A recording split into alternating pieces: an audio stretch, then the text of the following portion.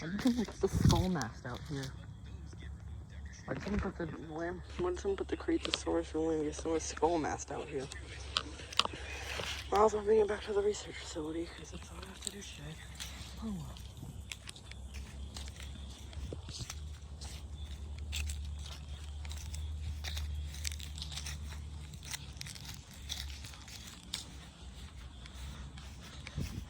This is a Sophistian effort.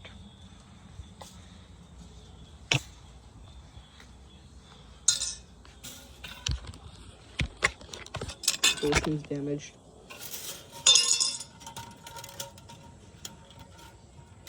The skull mask seems damaged. It must be fixed so that it can actually be used on Cretasaurus or Lambeosaurus lambe. Okay, it's completed. Now time to sit it down right here.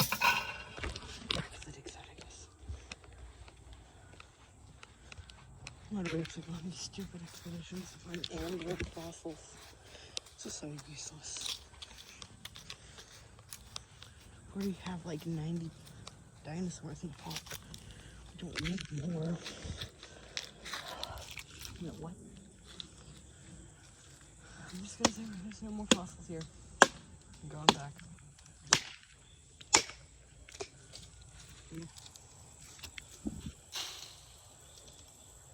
What was that? There's any animals on this exhibit yet? Oh god. This is the only thing I can defend myself with, isn't it? Well, hope nothing big from here. Anyways, back to the research facility, I guess. I don't think anything's escaped yet. Otherwise the alarm system would have went off, but it didn't. So I'm just gonna assume that there's nothing wrong happened, and that was just a bird, Archaeopteryx, that we weren't finding. I don't know if it was so. It could have been, couldn't have been. I guess I'm just gonna go back in the facility. There's nothing else I can do. Video diary. We'll pick back up later. Just wanted to let you know that the alarm systems may be being tested. So if you aren't informed about them and you hear them go off and it's followed by no animal name species, then you're probably will be fine. So just in case you get scared by it, don't worry, it's not real. Unless the dinosaur name follows it, then you probably want to get to one of the many buildings or shelters around the area. Anyways, I'll go kneel back later. Edmund. And I just noticed something. The cage here, which was supposed to be used for transporting the compies, was broken. The grates have been broken open, and the sides of them had been cut off like this. It looks like pliers, which I think means that the compies have learned how to bite through the metal bars on there. It is very weak, though. I was able to break it with my own hands, so I think that it was already weak enough for them to break it. So I think we might have some escaped compies, but they're not that harmful unless they're in large groups. If you see one, notify the authorities of the park, and I guess we'll hope for the best. Anyways, Edmund, and I just noticed something. They've been cryogenically freezing this stuff. It doesn't seem like it's insulin, though. It seems more like a genetic code. He really reckless with it and stored it with this stuff. Yeah, I don't think that was always meant to be there.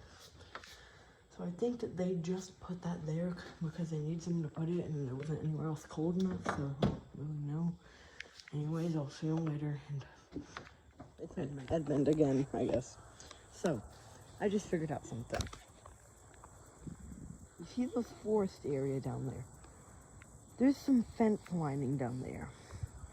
It doesn't look like a tyrannosaur paddock or anything dangerous, so there's, well, some herbivore paddocks like that, and I know those things can be dangerous and not underestimated always by some people. That's why the internet of 2007 happened. But anyways, I don't think they've mowed that area. Because the compies got out, like it shows over here. They probably got in that area, dug under the fences, and went all the way over there and got into that forest. God.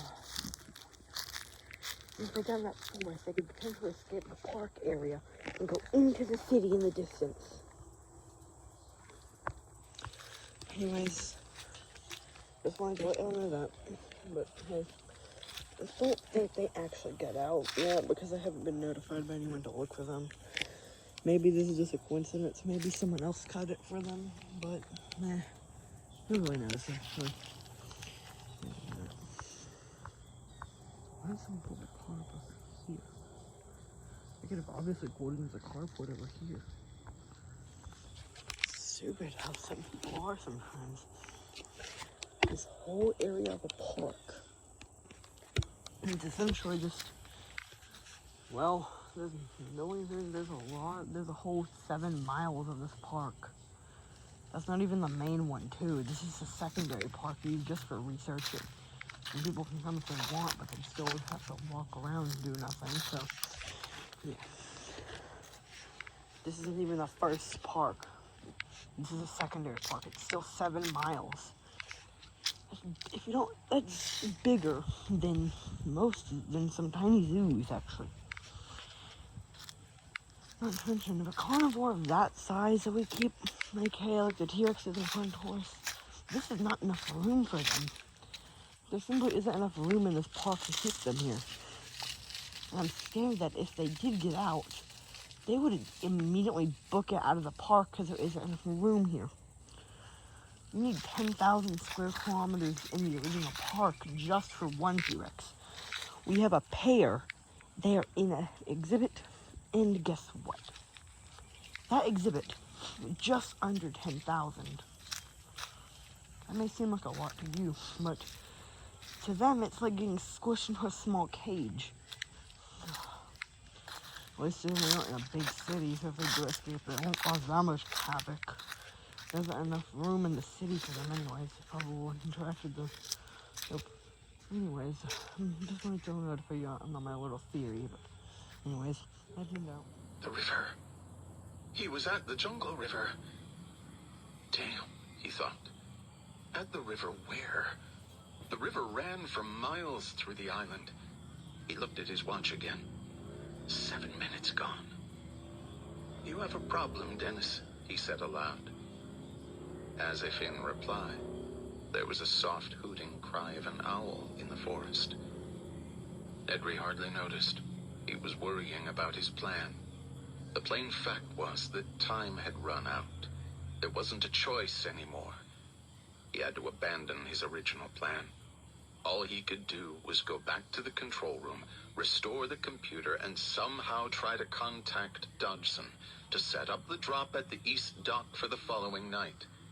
Nedry would have to scramble to make that work, but he thought he could pull it off. The computer automatically logged all calls. After Nedry got through to Dodgson, he'd have to go back into the computer and erase the record of the call. But one thing was sure. He couldn't stay out in the park any longer, or his absence would be noticed. Nedry started back, heading toward the glow of the car's headlights. He was drenched and miserable. He heard the soft hooting cry once more, and this time he paused. That hadn't really sounded like an owl, and it seemed to be close by, in the jungle somewhere off to his right. As he listened, he heard a crashing sound in the underbrush. Then, silence. He waited and heard it again. It sounded distinctly like something big, moving slowly through the jungle toward him. Something big. Something near. A big dinosaur. Get out of here. Nedry began to run. He made a lot of noise as he ran, but even so, he could hear the animal crashing through the foliage and hooting. It was coming closer.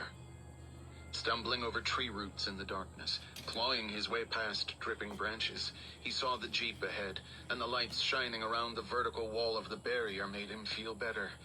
In a moment, he'd be in the car, and then he'd get the hell out of here. He scrambled around the barrier, and then he froze. The animal was already there. But it wasn't close. The dinosaur stood 40 feet away, at the edge of the illumination from the headlamps. Nedry hadn't taken the tour, so he hadn't seen the different types of dinosaurs, but this one was strange looking. The 10-foot-tall body was yellow with black spots, and along the head ran a pair of red V-shaped crests. The dinosaur didn't move, but again gave its soft hooting cry. Nedry waited to see if it would attack. It didn't. Perhaps the headlights from the Jeep frightened it, forcing it to keep its distance, like a fire. The dinosaur stared at him and then snapped its head in a single swift motion. Nedry felt something smack wetly against his chest. He looked down and saw a dripping glob of foam on his rain-soaked shirt. He touched it curiously, not comprehending. It was spit. The dinosaur had spit on him. It was creepy, he thought. He looked back at the dinosaur and saw the head snap again, and immediately felt another wet smack against his neck, just above the shirt collar. He wiped it away with his hand. Jesus, it was disgusting. But the skin of his neck was already starting to tingle and burn. And his hand was tingling too. It was almost like he had been touched with acid. Nedry opened the car door, glancing back at the dinosaur to make sure it wasn't going to attack, and felt a sudden, excruciating pain in his eyes, stabbing like spikes into the back of his skull, and he squeezed his eyes shut and gasped with the intensity of it and threw up his hands to cover his eyes, and felt the slippery foam trickling down both sides of his nose.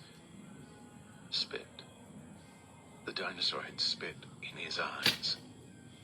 Even as he realized it, the pain overwhelmed him, and he dropped to his knees, disoriented, wheezing. He collapsed onto his side, his cheek pressed to the wet ground, his breath coming in thin whistles through the constant, ever-screaming pain that caused flashing spots of light to appear behind his tightly shut eyelids. The earth shook beneath him, and Nedry knew the dinosaur was moving. He could hear its soft hooting cry, and despite the pain, he forced his eyes open, and still he saw nothing but flashing spots against black. Slowly, the realization came to him. He was blind.